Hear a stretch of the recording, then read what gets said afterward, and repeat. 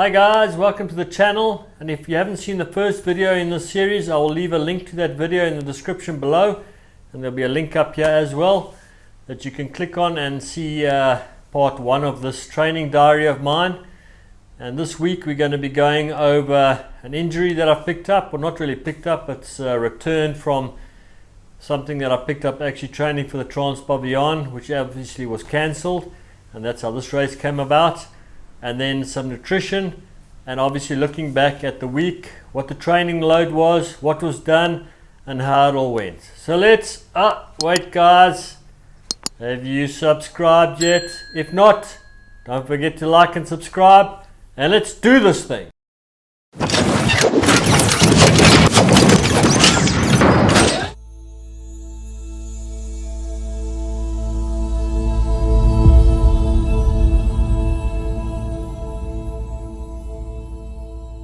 Okay, so having a look at the week, it was actually quite a good week. We'll go over the stats in a few minutes, but first let's go over the injury that's decided to return.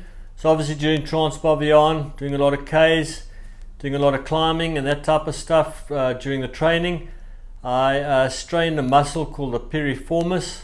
I sincerely hope I'm saying that correctly, otherwise it's maybe a bit embarrassing, but we can have a quick look at that.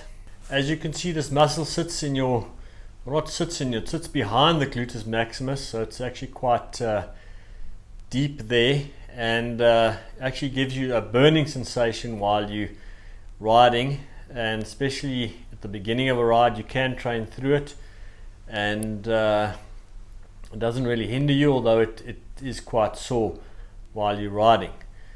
So guys, that's the muscle that's causing me a little bit of problems at the moment. Like I said, it's a bit of a burning sensation while you're riding. It's obviously a strain, or it goes into spasm. I'm not sure which one it is. I don't know if any of you guys have had this problem and how you get past it. Obviously doing a few stretches at the moment, which actually do really help.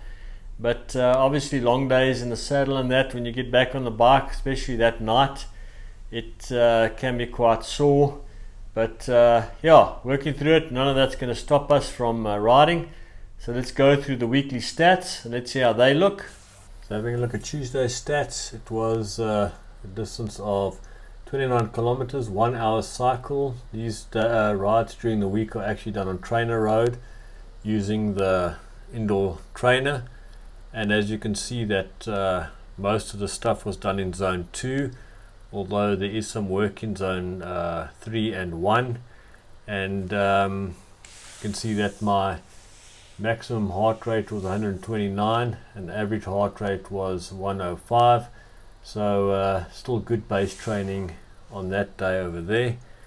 Okay, on Wednesday the ride was 45 minutes, about 21 kilometers, and the average heartbeat was 97. It was more of a recovery ride than the Tuesday ride, where most of the work was actually in zone 1, so nothing too strenuous there, and very little work in zone 2.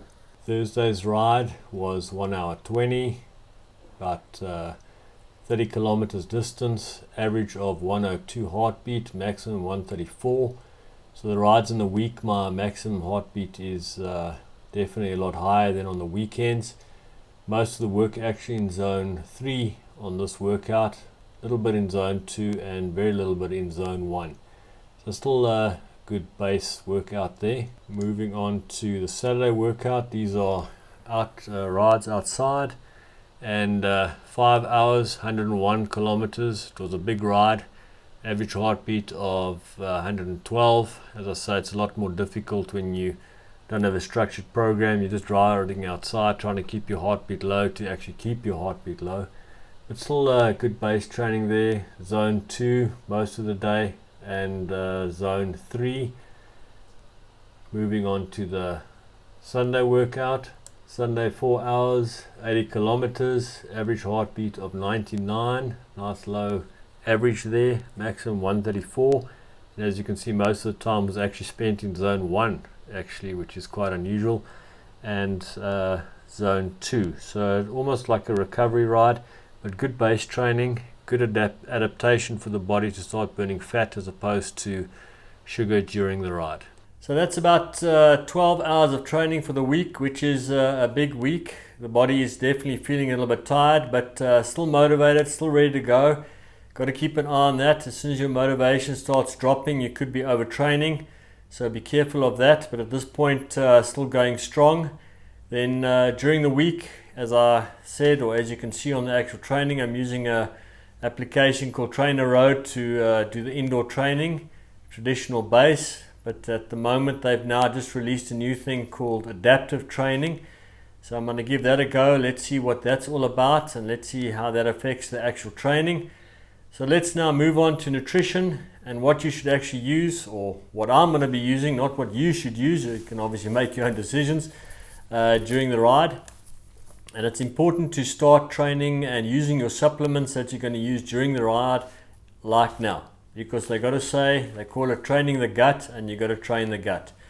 Because when you start racing and you're going into the race, you may actually get a condition called racer's gut, where you actually don't feel like eating anything. You stop eating, and that's downhill from there. You've actually got to force yourself to eat, keep nutrition going in, otherwise you're going to bonk. So I basically got a program where I try eat every hour, keep the nutrition going, regardless if you feel you need it or not. Just get into the habit of eating. So let's go over the supplements or the nutrition that I'm going to use on the bike. So from a nutrition point of view, nutrition is very individual, and what works for me may not work for you. So you've got to find something that actually works for you on the bike, doesn't upset your stomach, that type of stuff. Obviously taking in a lot of stuff that you're not used to is not good for you. So that's why I say you've got to start training the gut while you're training for the actual event. And don't rock up on the event and start eating stuff at these water tables that you're not used to, because you could have adverse effects to that. So what I'm currently using, if I just bend down here and get them, is Goo. Love these things. Not sponsored by Goo, but if Goo's watching and they want to sponsor me, no problem with that either. So I'm using these Goos. These are currently my favorite at the moment, the vanilla bean, the caramel, and the nude Goos. And then I also like to eat some of these things. They're called stroop waffles. They're actually quite nice. Carry them, got a nice taste to them. And I eat them about once every hour. The instructions say once every 45 minutes, but during training I stretch them out to about once every hour. Never had an issue with that. So like I say, the most important thing is to use it, get used to using it, get into the habit of using it, and stick to your nutrition plan on the bike while you're riding. What I also used to do is, or what I use is when I drink, is this stuff over here, Scratch Labs. I've used other stuff, but I found this is the best. It's not an energy drink, so you're getting your energy from the Goos and that type of stuff. This is more of a electrolyte replacement type stuff, although it does contain cane sugar, so there's a very little bit of energy in it. But don't think that this is going to be your energy source. You're going to drink it. This is just to replace your electrolytes. It does come in different flavors. Very good stuff. And then for after the ride, when I'm finished the ride, I'm currently using the same Scratch Lab, this stuff over here. But I actually do prefer the SIS Quick Recovery, I think it's called. It's called Rapid Recovery. I've run out of that, so I have ordered some more of that. That's actually my favorite. And what I normally mix in with that is some of this stuff over here. It's a little bit costly, but whey protein, very good stuff over here. No added banned substances and that type of stuff, or anything you're not expecting, like chalk and that kind of stuff mixed in. They test this stuff quite regularly to make sure it contains what it says it does. So I mix that in with the recovery drink and that, just to get a little bit of extra protein in that in the drink when I'm recovering, because you actually want to protect your lean muscle on these long endurance events. Like that's what the problem with this stuff here is, that it doesn't contain L-leucine, an amino acid which protects your lean muscle, and the SIS recovery stuff does contain that amino acid. So you can use that or don't use it, it's up to you guys.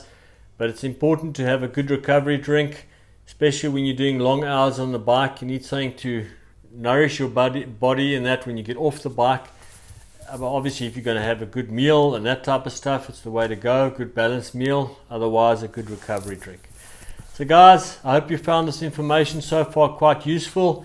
and let me know in the comments below if you'd like to hear about anything else. Next week we're going to be going over the week's training. Only 6 weeks left to go. It seems fairly short, but we're going to do this thing. I'm also going to be going over some supplements and that I take.